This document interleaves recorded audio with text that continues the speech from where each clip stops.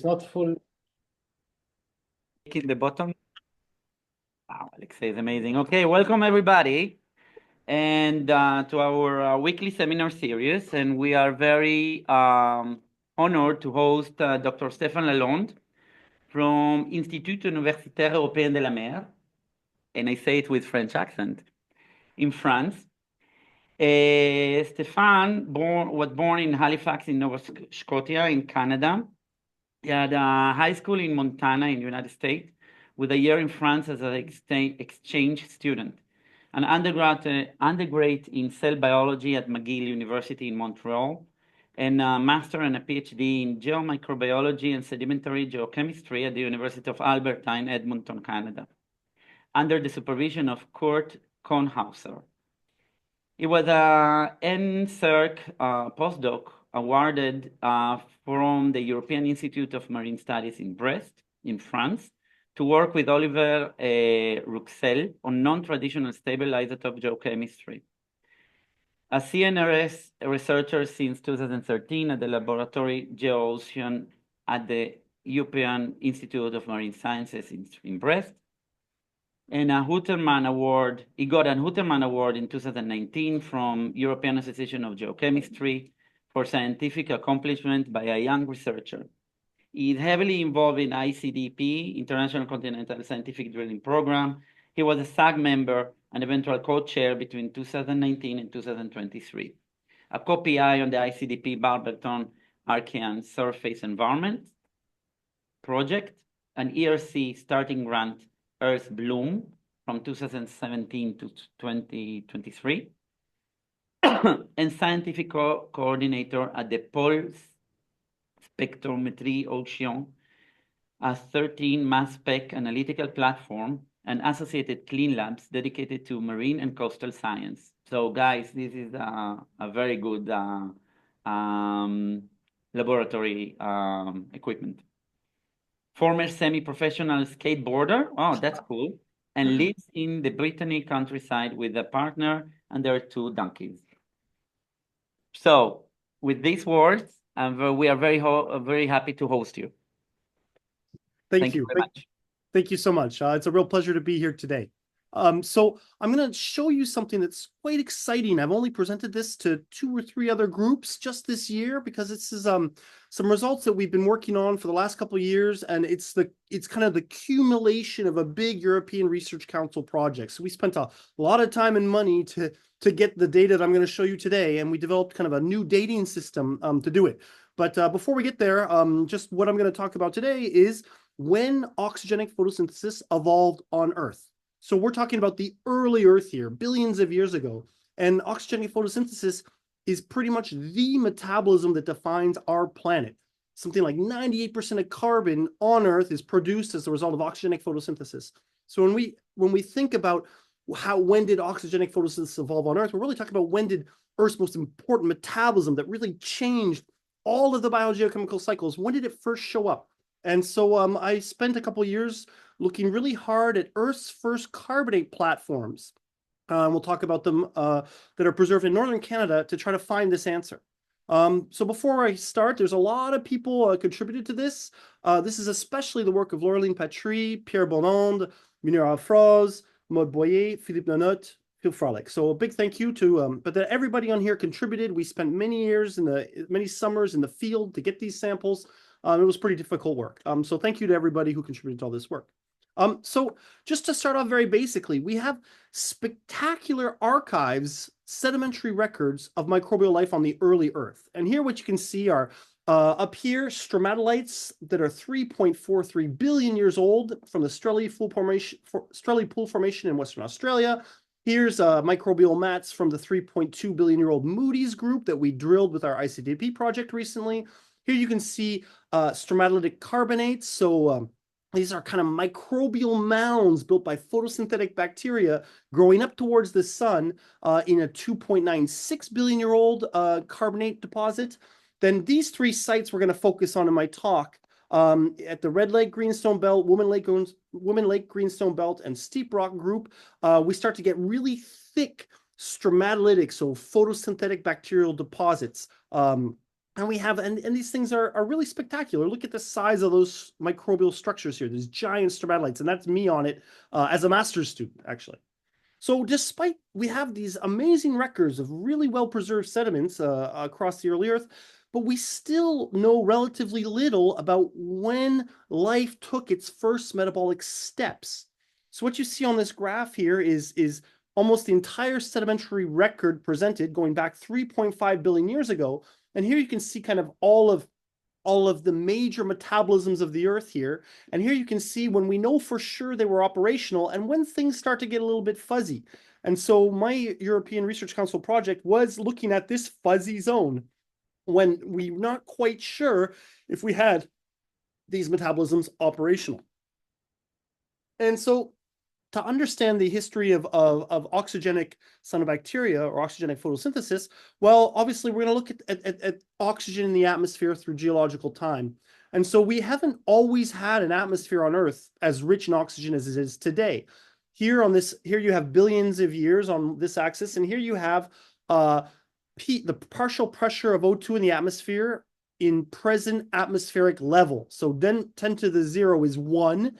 It's the 21% of oxygen we have today. And you can see that in fact, oxygen in Earth's atmosphere accumulated in two big steps. First, with what we call the Great Oxidation Event, sometime between 2.5 and 2.3 billion years ago, when we went from very little oxygen up to somewhere around 1 to 10% of modern oxygen concentrations in the atmosphere. And then there's a second terminal oxygenation of Earth's surface in the Neoproterozoic here, associated with this with the Neoproterozoic snowball Earth events, and it's from here on that we have explosion of the multicellular biosphere. And when we have life, big, large animals that are motile, they have high oxygen requirements, and they only evolved after this point here. And so we're really talking way back deep in time when that first oxygen would have been produced. And so there's actually kind of two curves presented here. The classic view is in purple, which is this two-step function here. And then we have kind of the emerging view that was, this is a synthesis in 2014 by Tim Lyons. And this emerging view is that we may have had an overshoot of oxygen. Levels in the atmosphere may have been quite variable throughout the Proterozoic here. And then we have this idea of whiffs of oxygen. There's accumulating evidence, we'll talk about this evidence, that maybe there was some production of oxygen by the biosphere before the atmosphere became oxygenated. And that's why you have this kind of start of oxygenic photosynthesis, and it gets a bit fuzzy here. And we're going to talk exactly about that. How do we reconstruct this evolution? Well, the first evidence was really simple.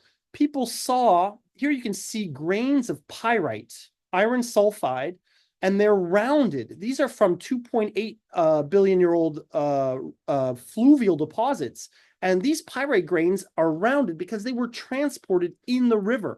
And this was the first evidence people recognized over 80 years ago, maybe even 100 years ago now, that something really changed between before 2.5 billion years ago and after. Because you do not find pyrite in rivers today. It oxidizes so quickly in the presence of oxygen, it weathers away to rust and sulfuric acid, and these grains don't survive. And to find these detrital pyrite grains in sediments before 2.5 was the first evidence that there was an highly anoxic atmosphere in our system in deep time.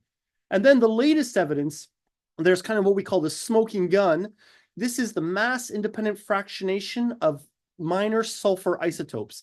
I'm not going to get into it, but what this really is that this is an anomaly on sulfur of mass 33 that can only be produced by photochemical means, by the way that we know it. And what you're seeing here is that you have this photochemically driven isotope anomaly occurring at Earth's surface before 2.5 billion years ago. And what you're seeing here, why it disappears, is because Earth has its first ozone layer. So you're looking at the emplacement of the ozone layer, and this is today the number one evidence for atmospheric oxygenation on the early Earth at 2.4 billion years ago. It's this photochemical signature that shows the time before and after Earth had an ozone layer. Okay, so I just talked about the history of oxygen, and I also showed you a whole bunch of images of microbial fossils, stromatolites and microbial mats, that are much older than 3 billion years ago. Here, everything in these panels here are quite old. So wait a second here. I said we don't know when oxygenic photosynthesis arose, yet we have evidence of photosynthesis 3 billion, 3.2 billion, 3.5 billion years ago. Well, the problem is that not all photosynthesis produces oxygen. Here we can distinguish two types of photosynthesis on Earth: an oxygenic photosynthesis, where there is no O2 being produced, versus oxygenic photosynthesis, the kind that most people are familiar with. And anoxygenic photosynthetic bacteria, they don't oxidize water to O2, they oxidize iron 2 to iron 3, so they can rust iron, or they can oxidize H2S to elemental sulfur or sulfate. So these anoxygenic photosynthesizers oxidize iron or sulfur, and they don't create free oxygen. So this is why those fossil records of photosynthetic life, we don't know what they really were.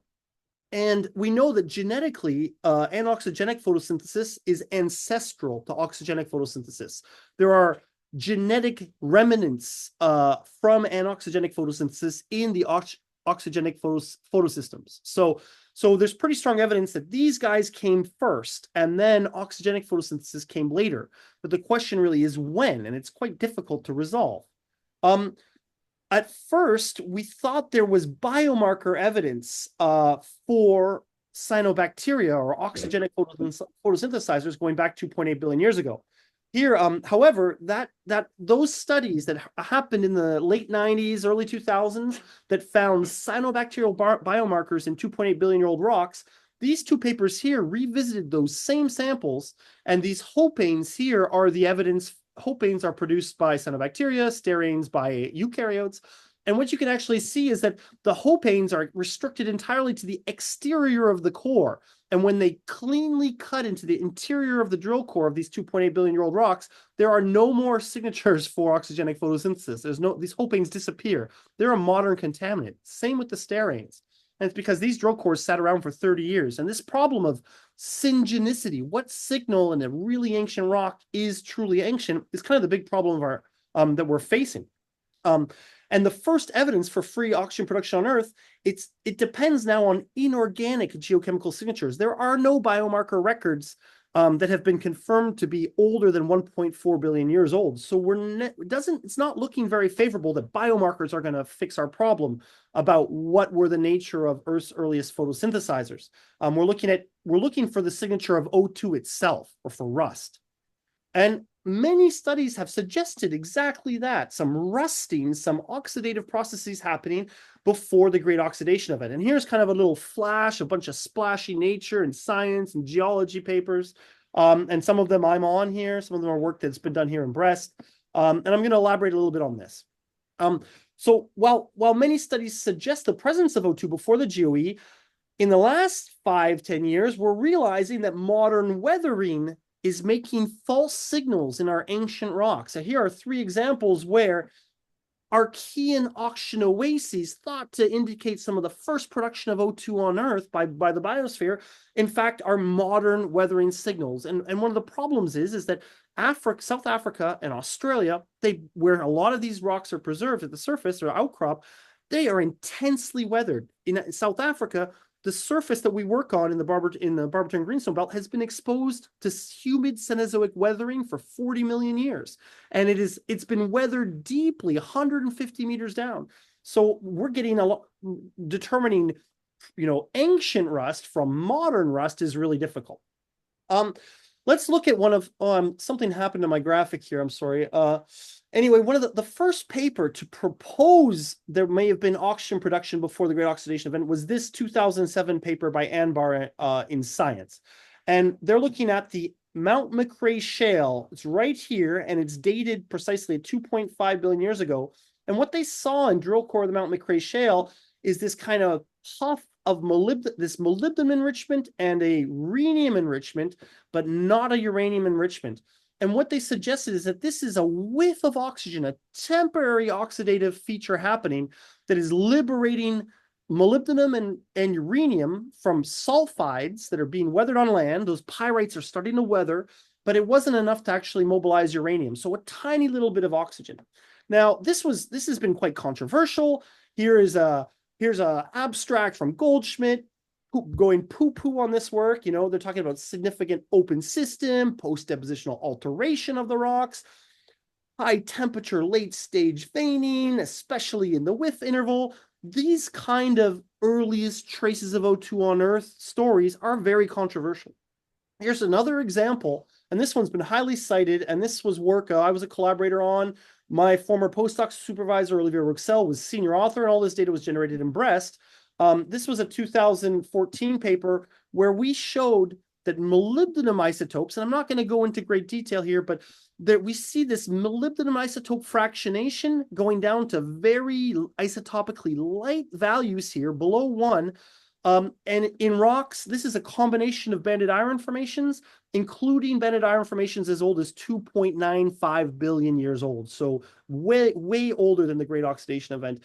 And the isotope range observed for molybdenum isotopes, it's so light, it's only generated today by fractionation from seawater onto manganese oxides, which require oxygen. So this is kind of some of the oldest evidence for oxygen on Earth, is this manganese oxide specific molybdenum isotope fractionation factor. Whoa, that's a mouthful. And even this was highly controversial. You know, when you publish a Nature Geoscience paper, often there's a news and views accompanying. And here you can see the analysis is complicated by the presence of intrusive sills, samples collected from weathered outcrops, maybe the geochemistry reflects alteration, et cetera, et cetera. And this is the problem we're facing. Once again, here's a last example. This is a science paper from 2013 looking at chromium isotope fractionations and uranium enrichments, both in a paleosol and in an iron formation up here, the same iron formation that we looked at in our molybdenum isotope study. And this is chromium and uranium enrichments, chromium isotopes from a weathering horizon, about the same age, 2.96, all in South Africa. And the problem is that follow-up work using drill cores and not surface samples show that these signatures for ancient rusting, fractionation of chromium isotopes, or uranium enrichments, uranium mobilities that depend on oxygen, they disappear in the fresh drill core. And this is quite worrisome. A case as well for molybdenum isotopes. Looking once again in the Pongola supergroup, you can see a dramatic difference in the molybdenum isotope composition between drill core and outcrop samples. And this is highly worrisome. And where does this leave us with our understanding about when Earth's most important metabolism evolved? Well, it's very controversial, all of this early evidence. And we're really kind of at an impasse for the last couple of years. So this was one of the big questions that my European project aimed to tackle. So I'm going to show you now, get into the heart of the talk, how are we going to tackle this?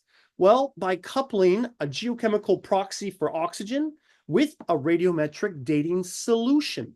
And let's look at the case of the Mount McRae Shale, the very first whiff of oxygen before the GOE ever identified. So the age, here you can see that this whiff is defined by enrichments in rhenium. And you can actually date the age of the enrichment of rhenium by rhenium-osmium dating. And that's exactly what they did. So they're using what we call an isochron approach. And this will be important because I'm going to show you some isochrons later on. How this works when we do radiometric isotope dating, it's quite simple. It's, in this case, rhenium, the rhenium-187 decays to osmium-187. The half-life is 41.6 billion years. It's a very slow system, needs high precision analysis, and it's well adapted to dating old items. And so what happens is that rhenium decays to osmium, and this scale is rhenium, and the more rhenium you start with, the more osmium-187 you generate from the decay of rhenium-187. So the higher you are to start with rhenium, the higher you end up in your osmium-187-188 ratio, the 187 coming from decay and the 188 being stable. So basically samples with little rhenium generate little osmium with time in the 187 isotope, and samples that are really high in rhenium generate a lot of osmium-187 with time. And if all samples have experienced the same age, they will fall on a slope, and this slope corresponds to one particular age. And this is called the isochron approach. we date several samples and hope they align on a slope that would give us the age. And in the case of the Mount McRae Shale, this is the one unique example where a signal of oxygen on the early Earth, the case of these rhenium enrichments that require oxygen to be mobilized, were directly dated with geochronology. And so this directly constrains the mobility of rhenium. Other words, we can say that the closure of the rhenium-osmium system is tightly dated to 2.501 billion years ago, which is exactly the known age of the rock. So this is fantastic. It's the only case where this has worked to date. But what about other oases that we might try to date? Well, we've tried. There's been only 2 efforts published to date to take this further and go further back in time. The group of Clark Johnson and Brian Beard at the University of Wisconsin dated uranium enrichments in a 3.46 billion-year-old basalt, the apex basalt. And they found in their uranium-lead dating of these uranium enrichments that they were secondary. There was no way they could be 3.46 billion years old. It's a secondary signal of oxidation at Earth's surface. And then we had a study where we developed lanthanum cerium geochronology to try to date cerium anomalies. I'm gonna have to introduce all this stuff. We found these cerium anomalies indicating oxygen in iron formations aged 3.2 billion years old. And we also found that they were very young. So let's try to go further. Can we resolve the controversy of production using a radiometric dating approach? So now we're going to go to my study sites, and we're looking at Earth's first carbonate platforms. So all of my work for this project occurred on the Superior Craton here in northern Canada. The Superior Craton's in orange, which is one of Earth's old cratons, and it's particularly great for paleoredox studies because it's been recently glaciated. The surfaces are young. Everything has been polished, like all the outcrops are polished and have experienced very little modern weathering as compared to Africa or Australia. And here, there's also a whole bunch of carbonate platforms that start to appear here. And these are my 3 study sites: Red Lake, Woman Lake, and Steep Rock here in blue, orange, and green. And these colors are going to stay the same in the talk. And there's also a bunch of other purported occurrences of carbonates at this age up here, which made this zone very exciting. Especially exciting because these sites represent the initiation of Earth's carbonate factory. What you see here on left is the thicknesses of sedimentary carbonates known on Earth versus age for the first billion years of Earth's sedimentary record. And there is almost no thick carbonates on Earth until we get to my sites here in northern Canada that are very poorly studied. And then a little bit later, you get the Campbell-Rand-Malmani platform in South Africa that reaches 2 kilometers thickness. And today we have carbonate platforms like the Bahamas that are 7 kilometers thick. And the Bahamas, for example, contains 60,000 times more CO2 in the Bahamas platform than we have in the atmosphere today. These are major stockages of carbon at our surface. And that was one of the angles of my project, is understanding how we went from an ancient carbonate poor carbon cycle to a carbon cycle where carbonate burial dominates the surface exit flux. Anyway, so we're really looking at the explosion of Earth's carbonate platforms. Why do we think there was no carbonate, or why is there no carbonate on the early Earth? Well, because the sun was fainter 3 billion years ago and has been getting more and more bright with time. In fact, the early Earth should have been colder, and we know that we actually don't have any evidence for ice on the early Earth, going back this, or very little. We're pretty confident that we had something like 10, 100, or even 1,000 times more CO2. This is pretty much required to have a liquid hydrosphere at this time. So we know there was much more greenhouse forcing, 100 times more CO2, and under those conditions, it becomes very difficult to form a carbonate, just like the poor corals are dissolving today because of CO2 rising in the atmosphere and acidification. Well, imagine acidifying the oceans by a whole pH unit going back this far in time. That's why we don't have a lot of carbonates on the early Earth. So pretty quickly, the Red Lake Green, I'm going to talk about 3 sites. The Red Lake Greenstone Belt, 4-kilometer thick volcanosedimentary package. And we can find the ball assemblage, which is in gray, and that's where we have sediments. Everything else is volcanic. And we have a 450-meter thick sequence of sediments, carbonates, and iron formations. And we did some drilling, some backpack drill cores, and a mining company donated 9 drill holes to us through this carbonate platform. And so here's some photos. You can see it has more than 200 meters of carbonates. It's dolomite and calcite. Here you can see these kind of beautiful cauliflower stromatolitic domes. These are ancient photosynthetic colonies. And here you can see little crinkly microbial mats, little microstromatolites in calcite. Here at the Red Lake Greenstone Belt, we also have sandstones and conglomerates and black shales and pyritic black shales, etc. And I had a PhD student, Manira Afroz, who defended last year, who did her thesis on the chemostratigraphy of this platform, if anyone's interested. While the carbonates have not been altered in the outcrop, they're strongly recrystallized. So we have rare garnets and graphitization temperatures going up to about 500 degrees as determined by Raman spectroscopy. So we're in upper green schist to lower amphibolite metamorphic grade. So here's some hand samples from the Red Lake Greenstone Belt. And it's quite cooked. I wish it was a bit lower metamorphic grade, but it's hardly at all weathered at the surface. You see the surface weathering rind is restricted to a millimeter on the rock. Now, the second site, Woman Lake, this one is pretty much unknown. It's a 3.5 kilometer thick greenstone belt containing stromatolitic carbonates. It's well constrained in age. And I forgot to mention, I guess, Red Lake has been well dated to 2.87 billion years old. The Woman Lake assemblage has been dated. We dated it by zircons and an underlying tuff that constrains it to a minimum age of 2.86 billion years old. It has about 80 meters of microbiolitic carbonate in a deposit in a shallow marine setting. Here we have evidence of reworking of the carbonates. We've got grain stones.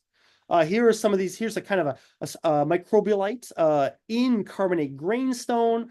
We have fenestrated microbiolites, which means they have pockets as if they were making bubbles. It's really fascinating. And we can constrain the metamorphic facies here to green schist broadly. Now, finally, we looked at the steep rock group, which is the best known out of the 3 sites. It's an ancient oceanic plateau with 500 meters of carbonates, which is known as the Mosher Carbonate. And this is again in Northern Ontario.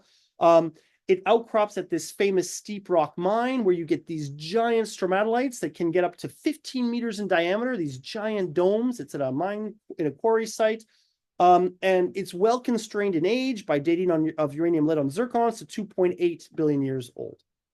And here's a photo of me. Like I said, during my master's, I visited this site. Here you can see excellent preservation of all these microbial textures, stromatolites and digitate stromatolites. And these are crystal fans. They're aragonite fans forming under highly evaporitic conditions. Here you have fenestral microbiolites. So these are infilled gas bubbles is how they've been interpreted. Really spectacular site. And this site is it's the thickest known carbonate platform from the Paleo-Mesoarchean. And also, people have already suggested that there's an oxygen oasis here on the basis of these cerium anomalies. And so we're going to talk about that. Now, excellent preservation, green schist metamorphic grade. Now, I've been talking about these cerium anomalies, and that's going to be the basis of this new dating system that we've been developing here. So the rare earth element, cerium is a rare earth element here. And the rare earth elements as a whole are great, they're powerful paleoenvironmental tracers because they act as geochemical twins to each other, more or less, with a couple useful and modifications. They have a small radius and a high charge. They're generally +3 across the board, which makes them very immobile. They're very reactive and they stick in rocks and they don't dissolve. And they're generally well preserved at high metamorphic grade. And importantly, they contain important information about the composition of seawater. Here you can see rare earth element spectra here. Here you can see modern seawater, pore waters, river water, high temperature hydrothermal fluids where you develop these europium anomalies, clays, hydrogenetic manganese crusts. And looking at these spectra, you can see if we look at seawater, we have this positive lanthanum anomaly. That one develops as a function of salinity across estuaries. We have anomalies in yttrium, which is not a rare earth element, but is often inserted because it behaves similarly. this positive yttrium versus holmium. That also develops across salinity gradients and is and these positive anomalies are indicative of open ocean conditions. You get more heavy rare earth elements here compared to light rare earth elements due to complexation of by carbonate in seawater.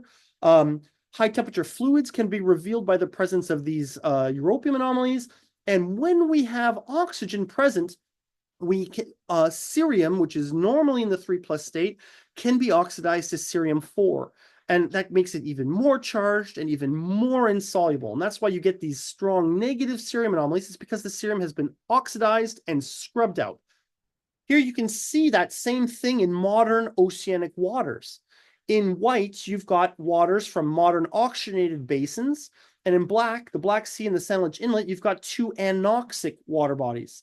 And here you can see, if you look at the cerium anomaly here, all of the white points, you've got these strong negative anomalies, bam, whereas the anoxic waters do not lead to cerium oxidation, and they have kind of flat cerium abundances compared to the neighbors over here. So this is the anomaly we're looking at. And you can see it in deep time. Here we have the 2.5 billion-year-old Campbell-Rand platform. It was deposited before the GOE, and there is no sign of oxygen, no cerium oxidation, no cerium anomaly. Whereas you look at a younger carbonate platform, like in the Heron Island carbonate platform, and you can see this cerium anomaly being expressed. In fact, you can see these cerium anomalies get more and more important throughout the Phanerozoic, going from the Cryogenian, the Neoproterozoic, through to modern, where the average values are around 0.35 for modern open seawater. So we took samples from all these sites, and we analyzed hundreds of carbonate samples using clean lab preparations and high-resolution ICP-MS.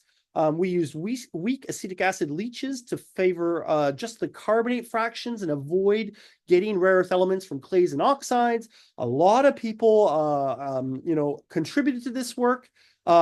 Here is all of the data we generated from the 3 sites with these kind of ranges here, and there's over 600 samples represented here. Then we went ahead and selected some samples for lanthanum cerium dating, which I will conclude on in a sec. All 3 sites show typical rare earth element characteristics of seawater. We have these heavy rare earth element enrichments, yttrium, holmium, and lanthanum anomalies, etc. So everything here points to marine carbonates preserving seawater signatures.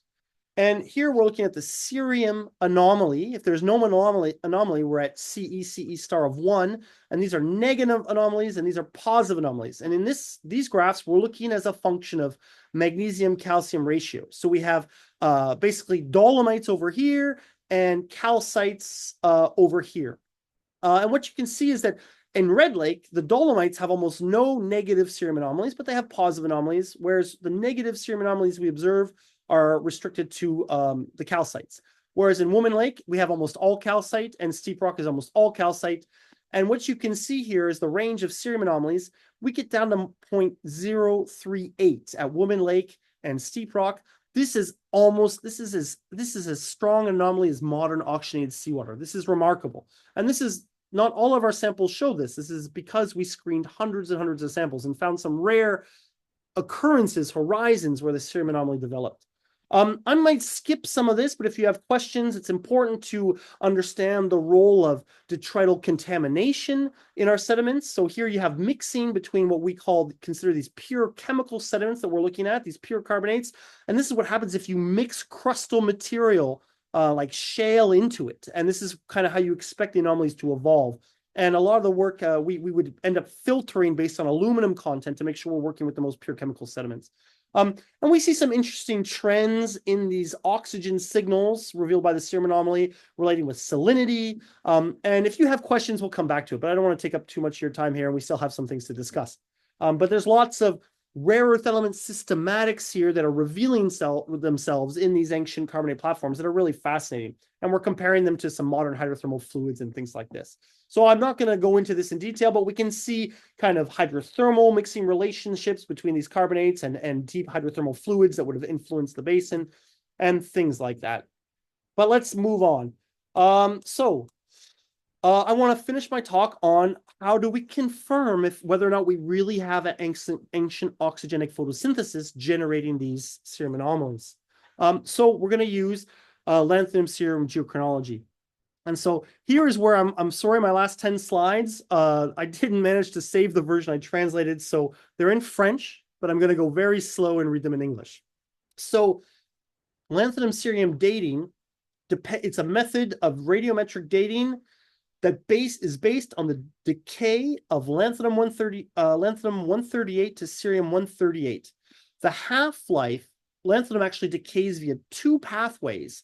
So it's only 1/3 of lanthanum 138 generates cerium 138, and the half-life is 300 billion years. There's a reason why you've never seen probably a lanthanum cerium, or well, it's almost never been tried, this lanthanum cerium geochronology, is because it's extremely difficult. Because very little decay occurs from lanthanum 138 to cerium 138 with time. It also means that you need ultra high precisions on the isotope ratios you measure. And this is the kind of precision on the 138-142 serum ratio that we had to achieve in our study. And so how this works here is this is what happens with time. So if we take a sample that has a lanthanum, this is how the 138 cerium 142 cerium ratio would evolve through time if you start with different amounts of lanthanum 138. Remember our example from rhenium. If we have relatively little lanthanum 138 to begin with, it doesn't change much with time.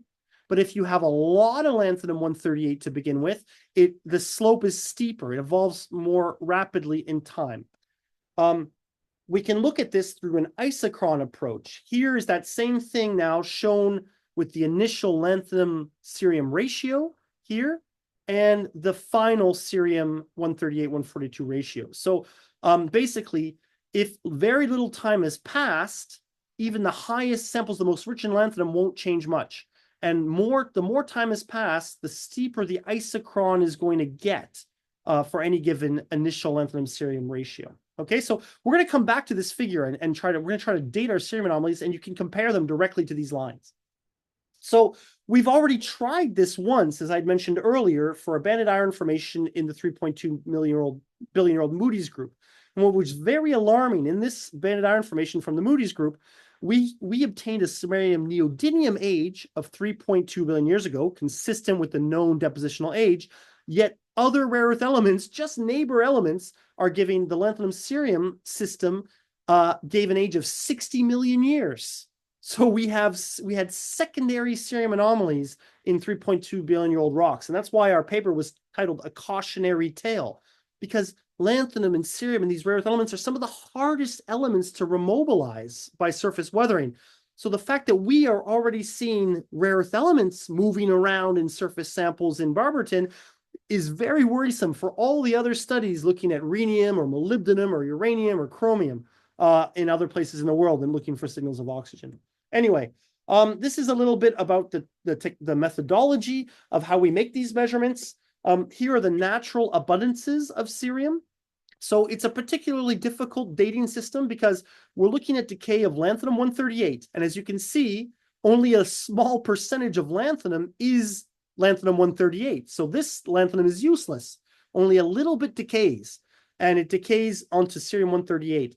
The other problem is that look at the barium. 71% of barium, 72% of barium is barium 138. So if you have the slightest amount of barium contamination, you're not going to make a clean cerium measurement. So it's extremely difficult to measure. And then finally, you have this huge cerium isotope signal on mass 140, so large that sometimes you get what's called peak tailing. The signal on the detectors from this mass bleeds into the neighboring masses. So it's a particularly difficult isotope system to measure. So we prepared about 1,000 nanograms of cerium per data point, which went up to 14 grams of rock digested per sample to make the data I'm going to show you. We had to separate the cerium from the barium and the lanthanum using 4 different column chemistries to get it clean enough. So first, we isolate the calcium from the rare earth elements, and then we'll isolate the iron, then we'll separate out the rare earth elements and clean up again the barium and sodium. So this took 2 years of development in the clean lab to get a method that would work to do what we're trying to do this dating. And then doing the dating themselves is very difficult. We tried on our own thermal ionization mass spectrometer here, and it wasn't configured with sensitive enough detectors. So we went to a specially configured TIMS at the Laboratory of Magma and Volcanoes in Clermont-Ferrand, where we could do these measurements with the following cup configuration here. And we have since received delivery this summer of a new TIMS dedicated to what I'm about to show you here in Brest. And so basically we depose the purified sample as a micro drop on a filament, and then it's ionized in this thermal ionization mass spectrometer and separated by a magnetic sector and put onto an array of detectors configured as the way you see here. So, and this is just kind of like how this shows you the precision on the lanthanum on the cerium 138-142 ratio that we're getting by our standard repeats. So we're at 21 ppm error. So that's a 0.00001 per mil for those people that are doing isotopes. These are you need high precision measurements to do what we're about to do. Okay, so here is, remember, this is a theoretical isochron for something with crustal, sure-like material with cerium anomalies that are either 0.1, 1, 2, or 3 billion years. Well, I'm going to show you all the data as a kind of altogether to show you what we got for these highly ancient signals of oxygen, trying to directly date them using this new dating technique. This is all of the sites together. As you can see, clearly these anomalies are very ancient. They fall on the 3 billion year old line, not the 2 or the 1 or the 0.1 billion year old line. So this is already a first indication that jackpot. We've dated some really ancient evidence of O2 production on Earth. So the anomalies are clearly very old. What's important as well is that if we look site by site, they make individual isochrons. So this is the lanthanum cerium isochron for Red Lake. We've identified and rejected 2 outliers that aren't fitted. We have this isochron of 5 points. The known age for Red Lake, as a recall, is 2.87 billion years old. And this is our isochron age for the lanthanum cerium closure. So we dated the signal of oxygen in those rocks to 2.90 plus or minus 0.2 billion years ago. So this is confirmed Mesoarchean. The case of Woman Lake, we have an isochron defined by 4 points, and we reject 2 outliers. The known uranium-lead age for this deposit is 2.86 billion years old, and our lanthanum cerium closure age is 2.80 billion years old, plus or minus 0.17. Confirmed also Mesoarchean. So this is definitely old. This isn't younger weathering generating this oxygen signature. And finally, for Steep Rock Lake, the known age from uranium lead on zircons is 2.80 billion years old. We have an isochron with 5 points, and we obtained a 2.74 plus or minus 0.15 billion year old lanthanum cerium closure age, confirmed Mesoarchean. So conclusion, the kind of broader conclusion, we've successfully applied lanthanum cerium radiometric dating to Mesoarchean stromatolites with success. And for all 3 sites, these cerium anomalies are primary. What I just showed you are the 2nd, 3rd, and 4th isochrons of lanthanum cerium made on sedimentary rocks ever made. So this is quite exciting. This is a very frontier dating system that we've been trying to develop kind of in secret. So I'm kind of excited to present to you the results. And it's kind of a big splash because we have actually directly dated the emplacement of these cerium anomalies. And so these results firmly place the origin of oxygenic photosynthesis in the Mesoarchean. So with this results, we feel that we've resolved a major controversy, and it took a lot of money and effort to do so. But we have 3 different sites that are all showing the same thing.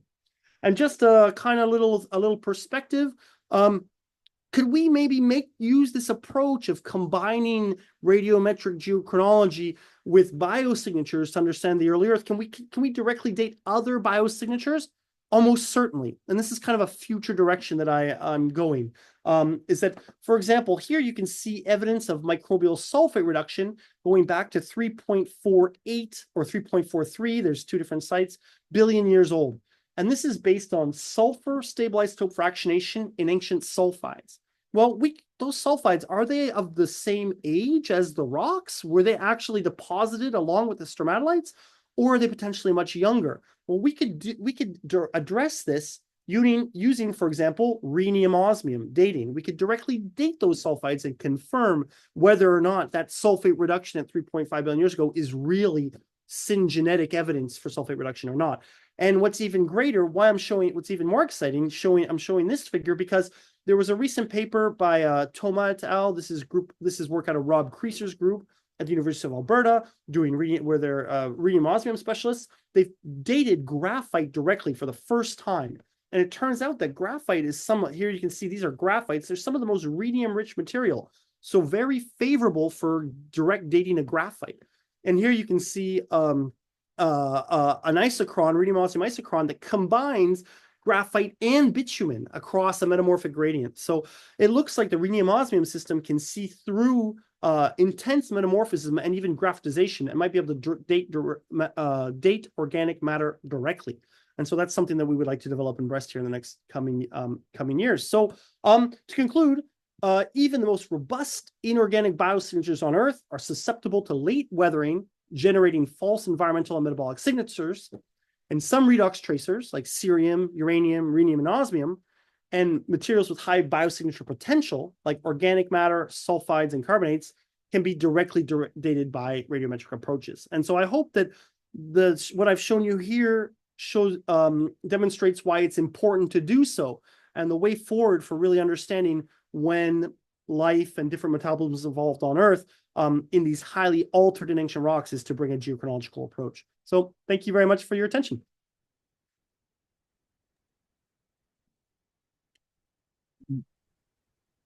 Thank you very much, Stefan. It was really enlightening with your talk and to know that we actually had life so old in our planet, huh? Yeah, my office is filled with rocks. We're not missing sequences to study. We're missing ways to go forward with such highly ancient and difficult to study rocks. Yeah. So I open the podium for questions for the people here and the people in Zoom. More questions? Some questions? Don't be afraid. Don't be shy. Doesn't have to be about isotopes either. It could be about these ancient rocks, these ancient life, how they're preserved, how we work in the clean lab. Don't feel free if you have any questions or curiosities. What is the age? I have a question about the age error. Yeah, sure. Just to know. Yeah. So here's what we're right now. We're at about the best we can do is about 150 million year errors, 2SC. Give and take, you say. Yeah, give or take. So these ages are highly we did a lot of standards and repeats. One thing that actually has blocked this paper from going forward is that for those of you in the room that may not do a lot of this isotope geochemistry, what we need to do is measure this ratio here. This is an isotope ratio that we have to measure, but this ratio here is actually just the elemental ratio. It's just lanthanum abundance and cerium abundance multiplied by a factor that's their natural abundance. And so while we do this one on this is the one that we measure with column chemistries and super high precision mass spectrometry, measuring this is pretty routine. But in fact, it's actually measuring this one is often the greatest source of error. If you see my error ellipses for each point, we can measure this, daughter ratio the end product very well with ultra high precision, but the parent, ratio is difficult. And so we've had to develop isotope dilution to measure the concentration of lanthanum and the concentration of cerium and their ratio. We actually are now doing it by spiking them with pure lanthanum 139, pure cerium 140, And we don't just measure the concentration in a mass spectrometer like normal. We measure how much we perturb the natural ratio using artificial spikes. And that's what's required to make these errors even smaller. So in the future, we've recently put in place the method, not for this data here, but going forwards, we should be able to reduce these errors from 100 to 200 million years down to hopefully 30 or 50 or even better. But it's a lot of work. And the clean lab playing with isotope spikes. Fantastic. Yeah. Okay. Well, that's great. Okay, we have a thank you from Revital in virtually. Okay, more questions. Okay. Well, maybe too shy, and if they have questions, they will be contacting you. That's fine. I hope that you all learned something here today about the evolution of photosynthesis, that we have these ancient life traces, and how Earth's atmosphere, when it became oxygenated, and what some kind of crazy geochemists like me are cooking up in the lab to try to go forward on these questions of origins, and when did these important metabolisms initiate or have their origins on Earth. So thank you very much, everybody. Yeah, I will share the email. No problem. Okay, Fantastic. Thank you, Stefan. Thank you Thank very you. much. Have a Have a great good day. Yep. Cheers. Bye. Bye-bye. Bye-bye.